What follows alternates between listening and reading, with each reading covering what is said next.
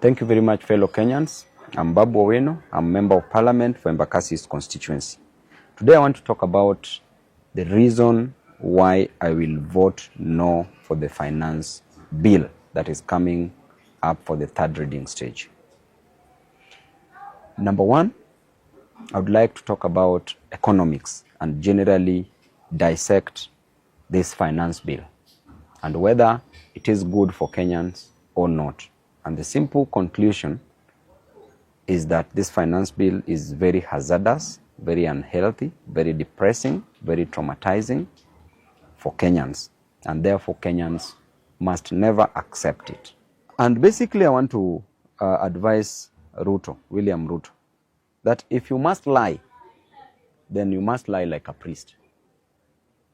How does a priest lie? There was a priest who was crossing a border, accompanied by another lady.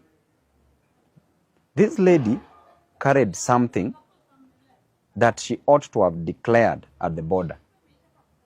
Then the lady requested the priest that if the priest could carry what the lady had so that they could cross over, because the priest was a frequent or rather a regular traveler.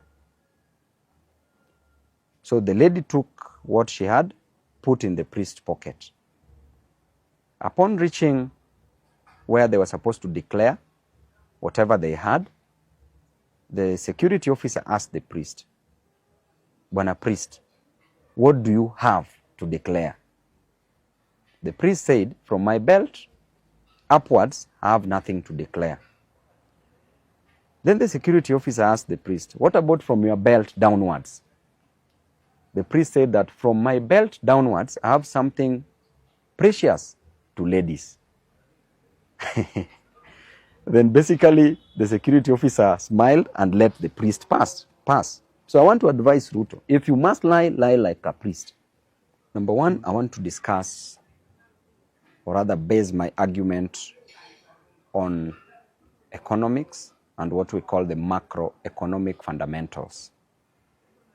Number two, I will talk about whether this finance bill will give us more revenue or not. And number three, I want to talk about absorption. And in absorption, as used in economics, absorption equals to government expenditure plus consumption plus private investment. So generally, I want to advise William Ruto, because seemingly is being advised by people who have lost their minds. In simple words, people who are mad. Because a nation is not run like a kiosk. A nation is not run like a toilet. Back to economics. What did the government want to achieve by this finance bill? We find that by the introduction of many taxes, or rather increasing taxes, literally means that the government will not collect the required amount of money. Why? Because if you increase taxes in a nation, you reduce the aggregate demand. If you reduce the aggregate demand, you reduce consumption of those goods and services. The moment you reduce the consumption of goods and services in a nation, then it means that people will not buy. People will look for alternatives. Kenya, as things are, we consume over 80% of imported goods, ranging from toothpick to eggs, to tissue papers, to motor vehicles, to clothing. Basically, we consume over 80% of imported goods. And I will come there after a few minutes when I talk about absorption and how Mexico managed to get out of, to constrain absorption. So if we talk about the issue of housing, the government has decided to tax employers and employees. They said that they reduced it to 1.5%. What does this have? What is the net result? What are the consequences of the introduction of the 1.5% tax on housing? Number one, the government should never concentrate on private goods. Private goods are goods like housing, construction of houses. They should just create an enabling environment for them, for people to build their own houses. First, houses, lack of houses is never a problem in Kenya. It is not one of the major challenges Kenyans are facing. Kenyans have different challenges ranging from unemployment to matter school fee to high cost of living and others. Number two, the government should focus on public goods like the construction of roads, proper infrastructure. The government should also focus on merit goods. And merit goods are goods like education and health. So private goods should never be concentrated on. What should the government do? The government should create an enabling environment for people to construct their own houses.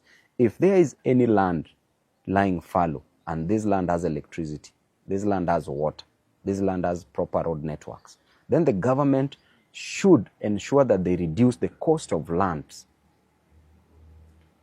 for an individual, for Kenyans, so that they are in a position to purchase land and construct their houses. If they are employed, then these people can start even by constructing mabati houses. Then thereafter, they can graduate into constructing more modern houses. Number two, to solve this issue of housing, the government must be in a position to develop proper infrastructure system in Kenya, develop proper roads, introduce the idea of the electric train. If you bring up the idea of the electric train, then a person in Naivasha can come to Nairobi within 10 minutes, work and go back to Naivasha. People in Kiambu can come to Nairobi within 5 minutes. People in Nakuru, people in Kisumu, people in Kajiado, they can easily come to Nairobi, work and go back. So houses should never be a main problem. And the government should not punish people for being employed. Already you are punishing people for not giving them jobs. You should not punish people for being employed by deducting their income, which is 1.5%. So the issue of housing, number one, will lead to more slums sprouting. How does this happen? It happens when people will know that if there are houses being provided in urban centers, then they will move from rural areas to the urban areas. And this will create what we call a dual economy. Dual economy means that there will be a rural economy and an urban economy. So this is very detrimental to our nation, because the people in the rural will be extremely poor, and in urban areas where people will be migrating from the rural areas to urban areas, it means that people in urban areas will be so many, there will be no jobs, there will be high level of crime in urban areas. If you want to finish a slum like Kibra or Soweto in Embakasi's constituency, more slums will come up because people will think that houses are being given to them. So that alone is going to mess this nation. Number two, introduction of this tax on employees for the housing, affordable housing on employees. What does this mean? It means that employees will cease employing people. Why? Because they will not want to employ more people so that they pay more to the government as they are taxed.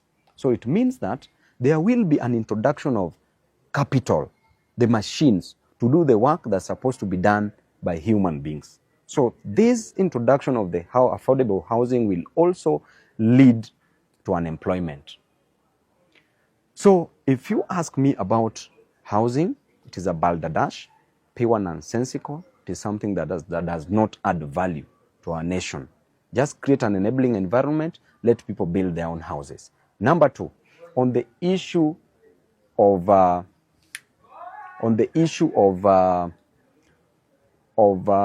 introduction of high taxes on fuel. What the government is doing is killing this nation.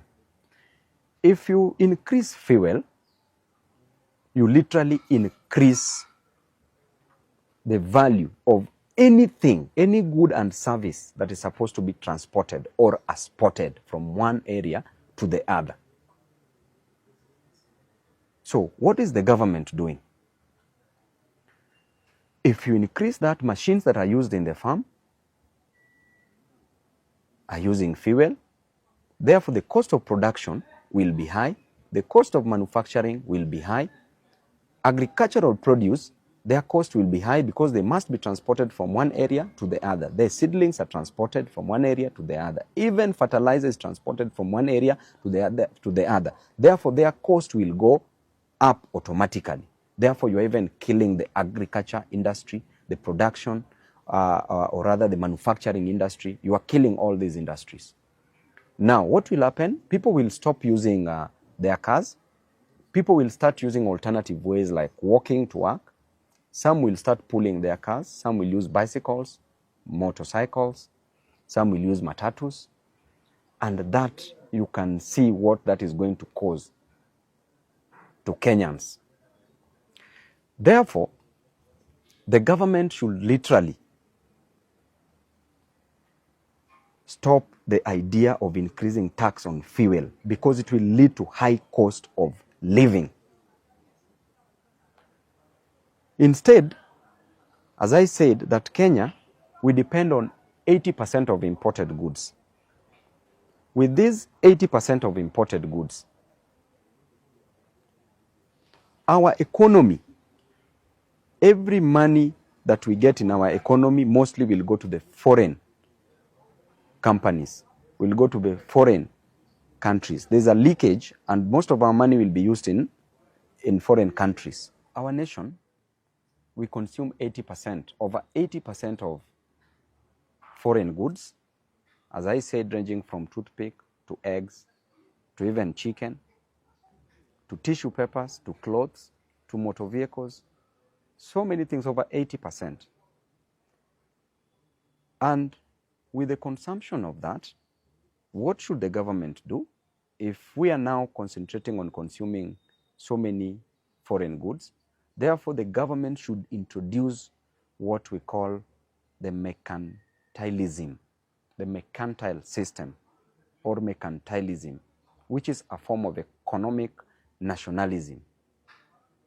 The government should introduce that concept where we depend less on imported goods and we export more goods. We introduce manufacturing industries in our country to provide jobs, and mercantilism is the best way to provide jobs in our nation. We introduce that so that the goods that we export can earn us foreign income. Instead of Kenya as a nation, we say we want to depend on agriculture, but even what we produce from agriculture in itself does not sustain us. So the introduction of the tax on fuel, or rather the fuel levy, will really further bring the high cost of living to its optimum. Kenyans are going to suffer. What is this government doing which is so wrong? Because at some point, somebody can think that they want to reduce absorption, but that is not the case. In the reduction of absorption, and absorption equals to consumption plus government expenditure plus private investment. When there was a big problem in Mexico, where Mexicans, or rather Mexico as a country, could not pay its debt, it resolved into constraining absorption and conversion of the debts. So many American companies were set up in Mexico. They were doing businesses in Mexico, and the money was leaking back to America. So what did the Mexicans do?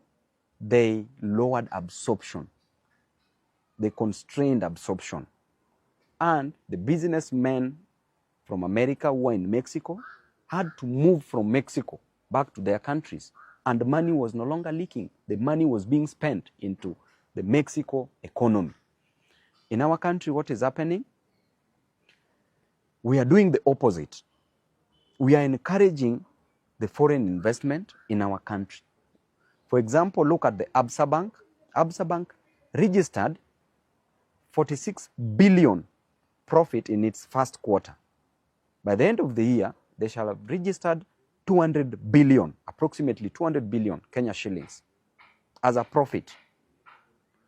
On the other hand, the government has decided to reduce the corporate income tax, which we call the CIT, abbreviated as CIT, from 35% to 30%, meaning that the government is losing 5%. So if we take 5% of 200 billion Kenya shillings, we get 1 billion. So the government is losing 1 billion from the corporate income tax and wants to tax the normal Kenyan and recover that 1 billion from an ordinary Kenyan, which does not make sense at all. So the government's intention is not to constrain absorption, is to kill Kenyans. Because we ought to have increased that tax for the corporate income tax, for the foreign companies that is making our economy, or rather the economy of the Kenya leak into other economies. Our money is being invested outside because Absa is not Kenyan-based company. It is based in South Africa. Therefore, why are we giving all the money that Kenyans are making in Kenya to Absa and taking it back to South Africa? We should tax that heavily so that that money we can benefit from it. Because if we take a profit of 200 billion to South Africa, what are we remaining with here in Kenya? So because the government is not considerate and they are allowing a lot of nonsense, so basically this finance bill is going to destroy the lives of Kenyans. The finance bill, you're even financing Mama Mboga who are doing the chama system, the merry-go-rounds.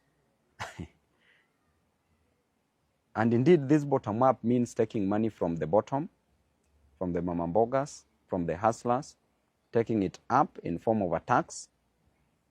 And that up there, it is an automatic, there's an automatic result that the money will disappear. So if you look at economics, this idea of a finance bill has failed. And I can assure you that in the next financial year, Kenya is not going to collect a revenue more than 2 trillion. Why? Because if you increase tax, you reduce the aggregate demand, you reduce the consumption.